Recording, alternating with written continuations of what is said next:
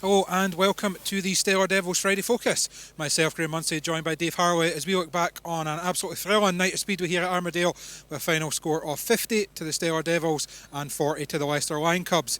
We'll hear from main man for the Devils, Danny Phillips. We'll hear from Joe Thompson, who was top scorer for the Lions. We had a struggle to pick our race of the night, Dave. I think we did decide on heat 11. In the end, it was as heated an argument as we've had all night and as many choices as we've had all season. But Dave, you know what? There's something about these Devils matches, aren't there? The guys are all going out there giving it their all.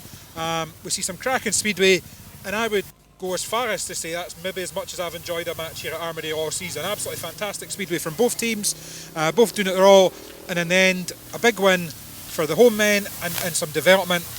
Obvious to see from the start of the season for a few of the younger boys in that team, and just ticking every box you want from the National League. Like Graham, it's a fantastic night of racing. As you say, there's 4 or 5 races could have been race of the night.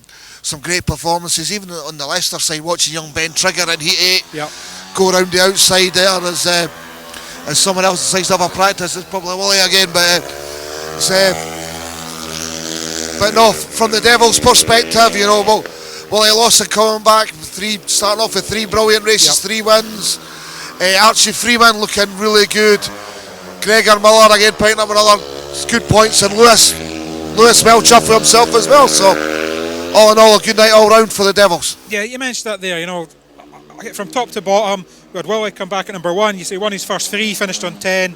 Danny Phillips with 14 from 5, and only pipped in one of his races, heat number 4. When actually, I said on the stream, Joe Thompson with a fantastic outside pass off Danny in that race, and I said on the stream after, it'll take some beating for that not to be heat of the night, and there was 3 or 4 that were probably as good as it as the night went on. The Miller brothers continue to improve and score points and bigger points tallies as it goes on.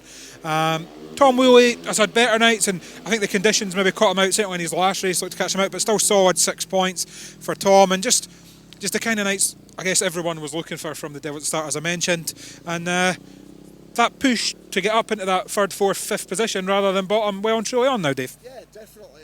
And it's good again. I know we're not in it for the competition and everything, but to go and score good points and to make sure the other team don't go home in it, because Leicester were good and competitive. They're maybe carrying a couple of younger lads. That's the way their team's built. But when they were winning races, they were making sure they were getting 4-2s. I think they won 6 races and got 5 4-2s for them. So they're picking up the points, making a close score, and when Willie comes off in heat 13, you're thinking, could it get interesting again? But as you say, Danny Phillips with a man of the match performance, making sure that didn't happen, and just a great night. George again guilty, trying just that wee bit too hard, especially when he's in point scoring positions in his 3rd and 4th race. You can never fault a guy for trying, but sometimes take your 3rd place, take your medicine. Like to say learn, but he's been like that all season, so you never know with John. Yeah. But he's been certainly an exciting rider to watch as well. Yep, you mentioned there, man of the match, undoubtedly for the Devils was Danny Phillips, and I caught up with Danny after the match. So Danny, that must have been a pretty enjoyable one, some cracking race wins in there, some close racing.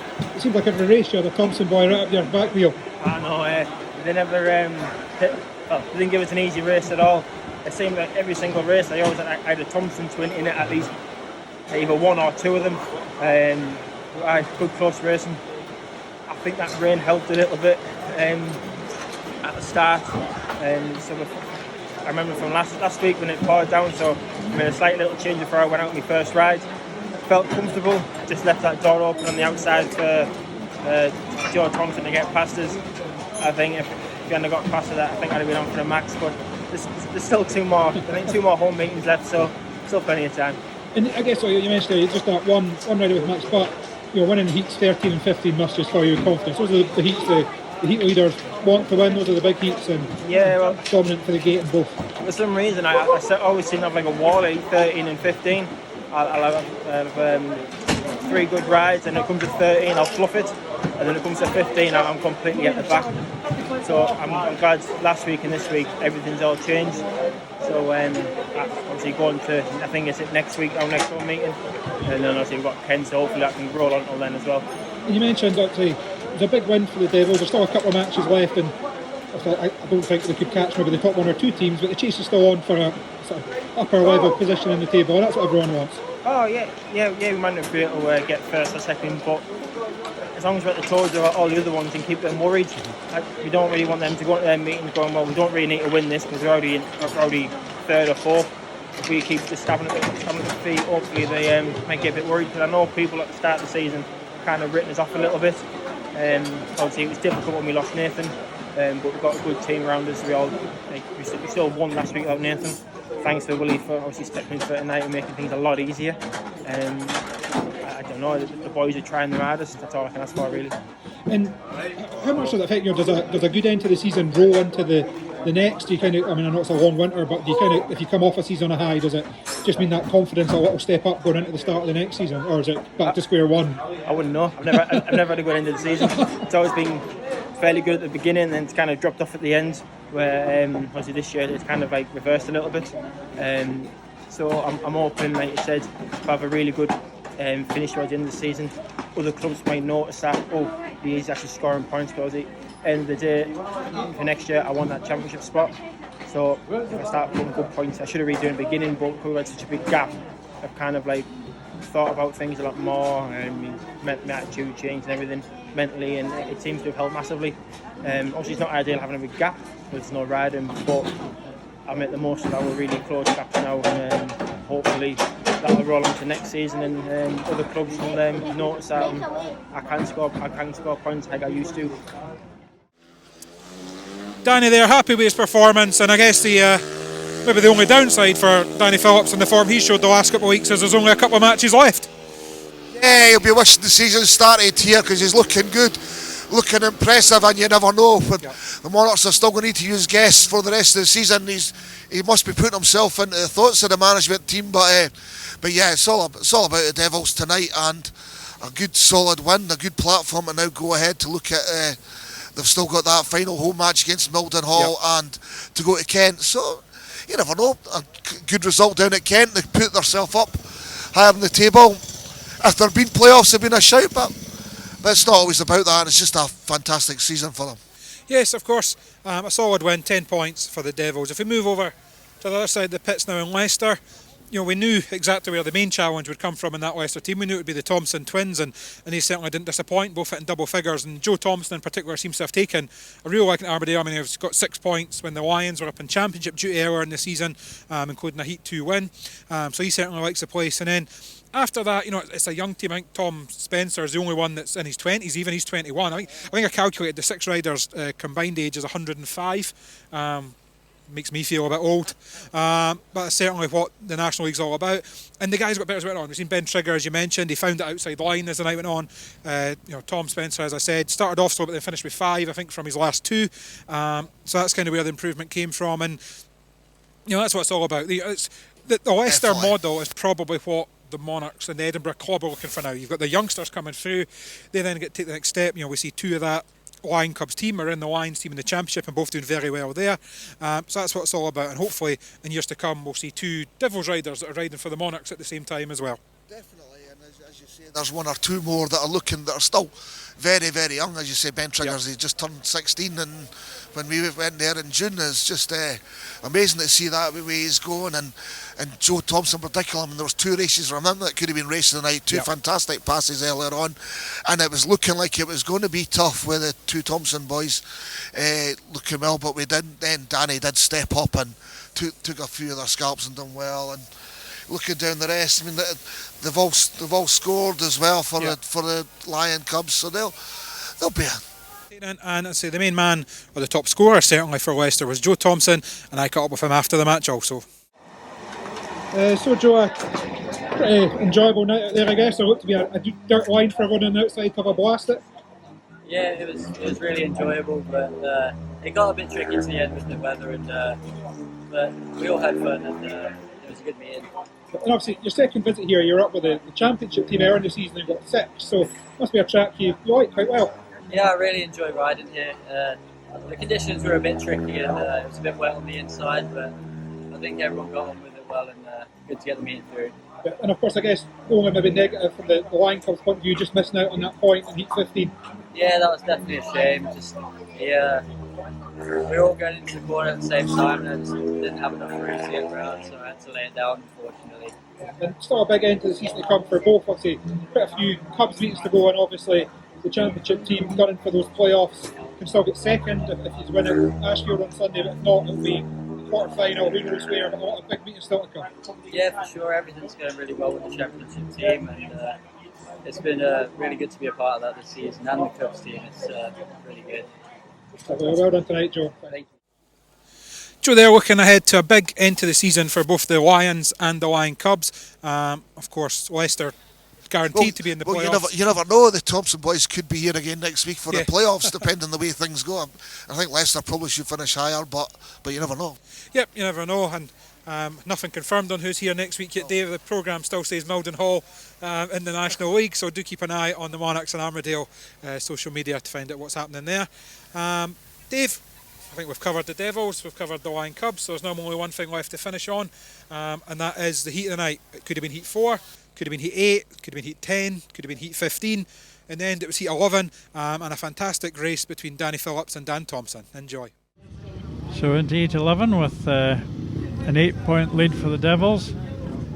From the inside, it's Dan Thompson, Danny Phillips, gate 2, Ben Trigger, gate 3, so a strong visiting pair, and Archie Freeman coming from gate 4. This is a pretty strong race by National League standards. In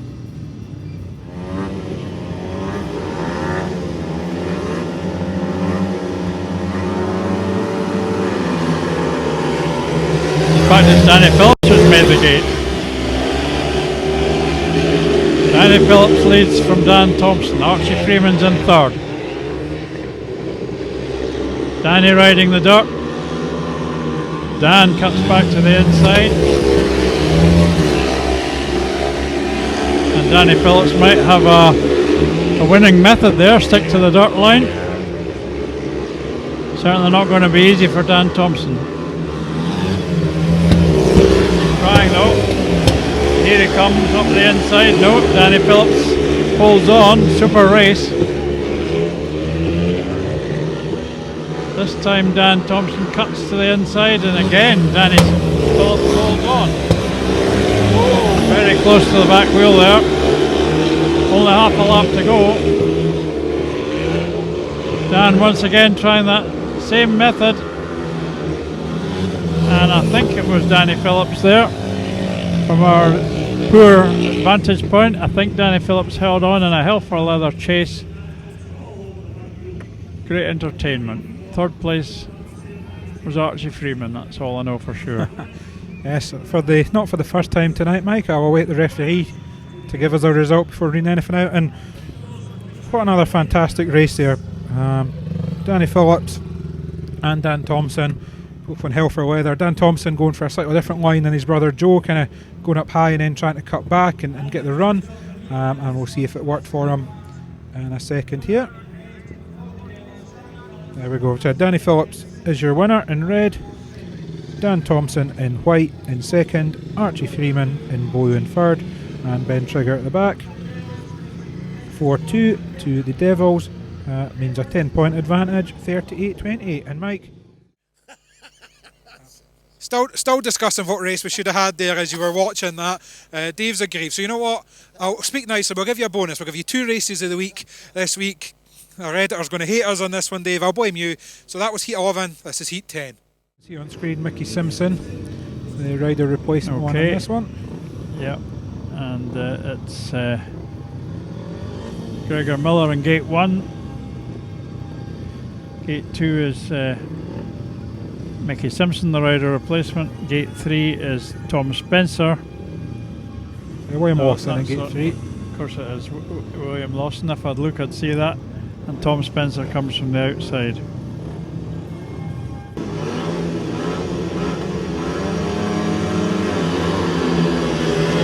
Lawson, as you would expect in this one, has made the start. 2 Leicester boys behind him.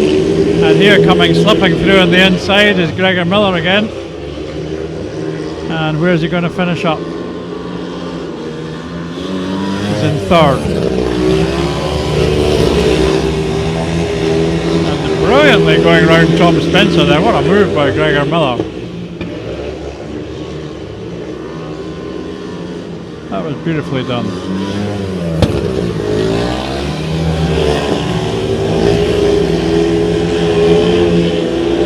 So this is going to be a big heat for the Devils if nothing goes wrong from here.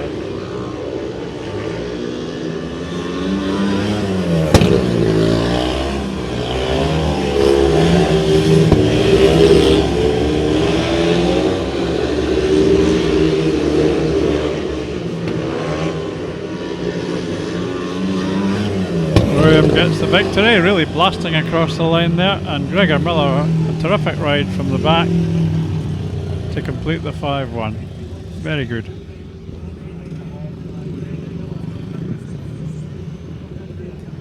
Heat number 10, a win in red for the Devils, William Lawson. Second in blue was Gregor Miller.